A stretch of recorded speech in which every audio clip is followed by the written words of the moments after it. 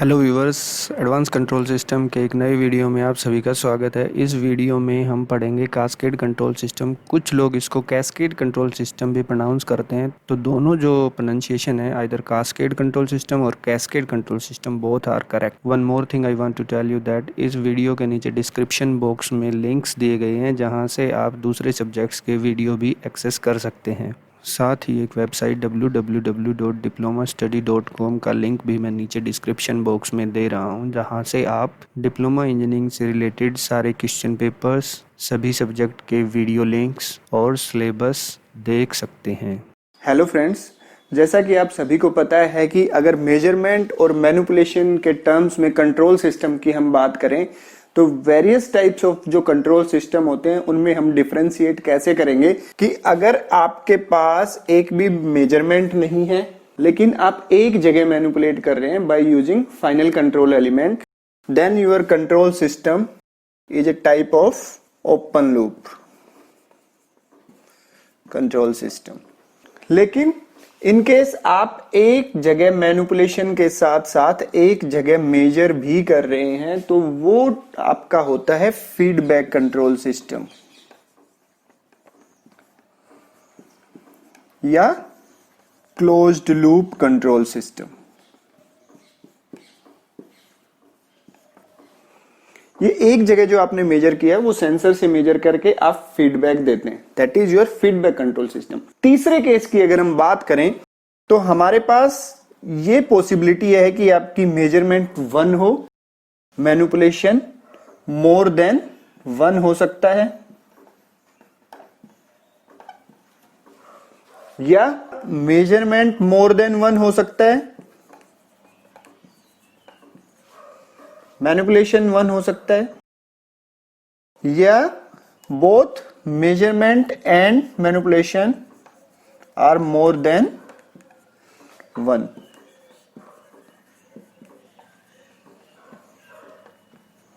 तो जब ये तीनों में से कोई भी कंडीशन हो, then your control system is called multi loop control system.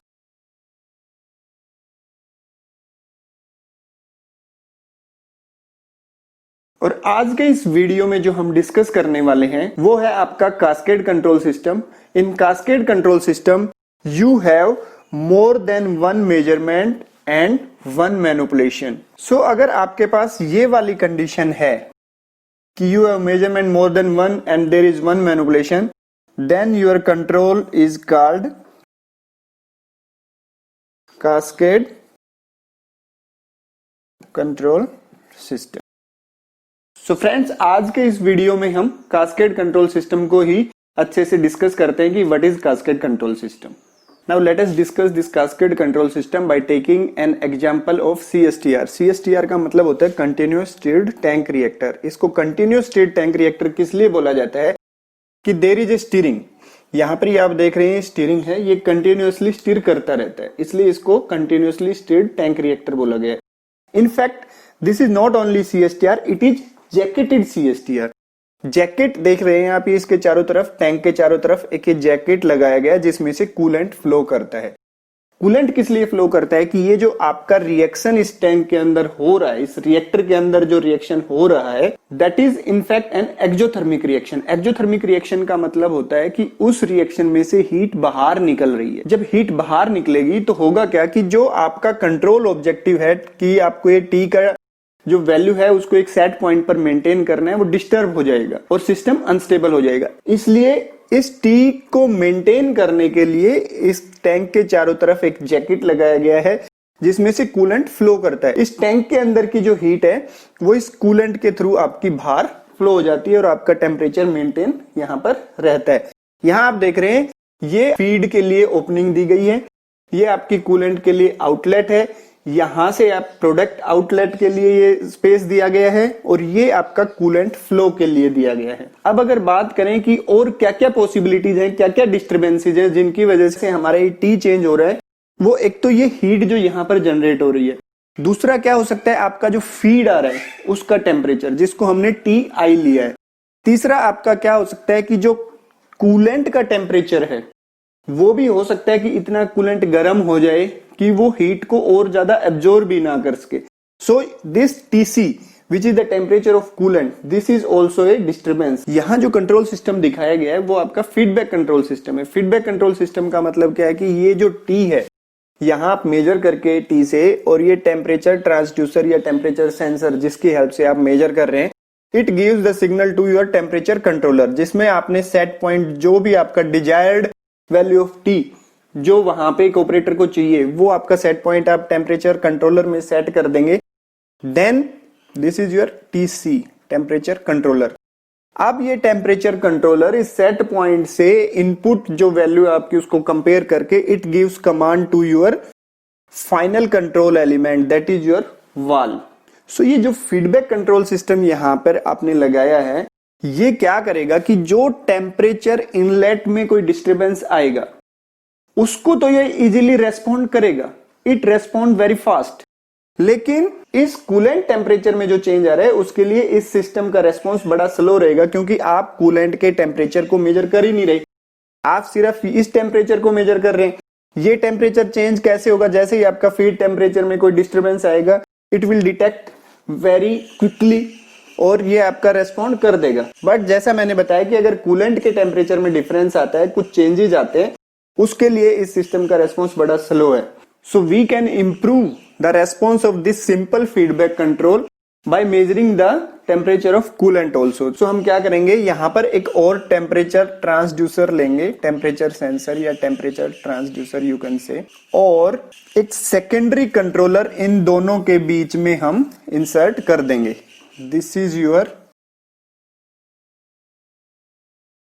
TC temperature controller 2 या सेकेंडरी ऑल्सो। अब जैसे ही आप यहां पर ये मेजर करेंगे टेम्परेचर कूलेंट का, सो क्या होगा कि जब आपके कूलेंट का टेम्परेचर इंक्रीज होगा सो इट विल डिटेक्ट, और जो सेकेंडरी आपका कंट्रोलर है वो क्या करेगा कि कूलेंट के फ्लो को बढ़ा देगा। जब टेम्परेचर घटेगा सो आपका क्या होगा कि ये जो डिटेक्ट करेगा टेम्परेचर ट्रांसड्यूसर या टेम्परेचर सेंसर, और इस टेम्परेचर कंट्रोलर की कमांड के द्वारा इस फ्लो को कम किया जा सकता है। So depending upon the temperature of coolant you can change the flow of coolant. और जब आप यहां पर इसके फ्लो को चेंज कर रहे हैं, इट मींस जो ये डिस्टरबेंस आने वाला था आपके मिक्सचर में, जो ये आपकी अनस्टेबिलिटी क्रिएट कर रहा था, उस सिस्टम के रेस्पॉन्स को भी बेटर कर दिया, क्योंकि यहीं पे आप उसको मेजर करके और कंट्रोल कर पा रहे हैं। इसलिए आपके सिस्टम का ओवरऑल जो रेस्पॉन्स है वो इंक्रीज हो जाता है, बेटर हो जाता है। सो इसी तरह के जो कंट्रोल स्ट्रेटजी है वो कास्केड कंट्रोल सिस्टम कहलाती है। यहां पर आप देख रहे हैं कि यहां पर सिर्फ वन मैनिपुलेशन है, एक जगह ही आप फाइनल कंट्रोल एलिमेंट को कंट्रोल कर रहे हैं, दूसरा मेजर आप दो जगह कर रहे हैं, एक तो यहां पे T को, एक TC को। सो हमने जो पीछे डिस्कस किया था कि in cascade control system there is more than one measurement and one manipulation. तो manipulation is one and measurement is more than one. So this is an example of cascade control system. So हमने cascade control system में देखा कि यहां पर हमारे पास दो loop बनती हैं, and the loop that measures T, जिसको कि हम कंट्रोल्ड वेरिएबल भी कहते हैं, इज द डोमिनेंट, मास्टर या प्राइमरी कंट्रोल लूप। तो जो लूप हमारे इस T को मेजर करती है, जो कि हमारा मेन कंट्रोल्ड वेरिएबल है, उसको हम प्राइमरी कंट्रोल लूप या मास्टर लूप या डोमिनेंट लूप बोलते हैं। इस लूप की क्या खासियत होती है कि it uses A set point supplied by the operator. इस लूप में जो आपका कंट्रोलर यूज होता है उसका सेट पॉइंट वो होता है जो कि आपका required value of that controlled variable होती है, जो कि एक ऑपरेटर ही सेट करता है। जो दूसरी लूप होती है उसको हम बोलते हैं सेकेंडरी या स्लेव लूप। उसका काम क्या होता है कि जो हमने पीछे प्रोसेस में देखा, जो कूलेंट का टेम्परेचर था TC, उसको जो मेजर करेगी जो लूप, उसको हम सेकेंडरी लूप बोलेंगे। उस लूप की क्या खासियत होती है कि उसका जो सेट पॉइंट होता है वो यूजर या ऑपरेटर द्वारा सप्लाई नहीं किया जाता है, उसके द्वारा सेट नहीं किया जाता। वो कहां से आता है? जो आपके प्राइमरी कंट्रोलर का आउटपुट होता है वही सेकेंडरी कंट्रोलर का सेट पॉइंट माना जाता है। So the loop that measures TC uses the output of the primary controller as its set point and it is called as secondary or slave loop. So cascade control system के अगर block diagram representation की बात करें तो आपको block diagram representation दिख रहा है यहाँ पर हम देख रहे हैं कि there are two loops, one is primary loop and the second is secondary loop. Secondary loop exist between the primary loop. एक बात और मैं आपको बताना चाहूंगा कि the disturbances arising within this secondary loop are taken care by this loop itself. Means जितने भी डिस्टर्बेंसेस इस सेकेंडरी लूप में अराइज हो रहे हैं उनको करेक्ट करने का काम भी इसी लूप का है। यहाँ पर जो सेकेंडरी कंट्रोलर है it will do that task. थोड़ा डिटेल में देख लेते हैं ये ब्लॉक डायग्राम। यहाँ पर ये primary controller, then comes secondary controller and secondary process. ये डिस्टर्बेंसेस हैं जो within the secondary loop arise हो रहे हैं। यहाँ से फीडबैक लेके आप जो आपका सेकेंडरी लूप का फीडबैक है वो आप यहाँ पर दे रहे हैं। सेम ऐसे ही नेक्स्ट आपका आता है जो आपका प्राइमरी प्रोसेस है, जो मेन आपका प्रोसेस है, उसके अंदर जितने भी डिस्टर्बेंसेस अराइज हो रहे हैं that will be corrected by the primary controller. So आपको एक चीज ध्यान रखनी है, अगर आपके एग्जाम में लॉन्ग आंसर टाइप क्वेश्चन आता है तो आपको पूरा डिटेल में विद एग्जाम्पल, जो पीछे CSTR का एग्जाम्पल लिया था, साथ के साथ हमें यह पूरा ब्लॉक डायग्राम भी एक्सप्लेन करना चाहिए। इसी के साथ आपका कास्केड कंट्रोल का टॉपिक यहीं पे खत्म होता है। Thank you.